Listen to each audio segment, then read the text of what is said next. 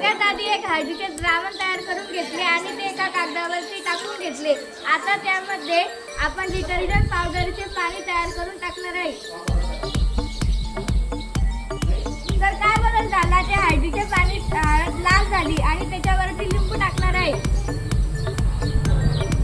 तर ते परत पिवळे होऊन गेले। तर हा बदल कशामुळे झाला ते साक्षी सांगणार आहे। हळद नॅचरल इंडिकेटर। हळदीमध्ये कर्क्युम नावाचे घटक असते जे आम्लदाराचे बेस संपर्कात आल्यास लाल होते पण आम्लाच्या ऍसिड संपर्कात पिवळेच राहते। डिटर्जंटचा परिणाम, कपडे धुण्याचे पावडर ही आम्लधर्मी बेस नेचर असते, त्यामुळे हळदीच्या द्रावणात डिटर्जंट टाकल्यावर रासायनिक अभिक्रिया होऊन रंग लाल होतो। लिंबाच्या रसाचा परिणाम, लिंबाच्या रसात सायट्रिक आम्ल म्हणजे सिट्रिक ऍसिड असे लाल द्रावणात लिंबू पिळल्यामुळे आम्लदाराची उदासीकरण होती।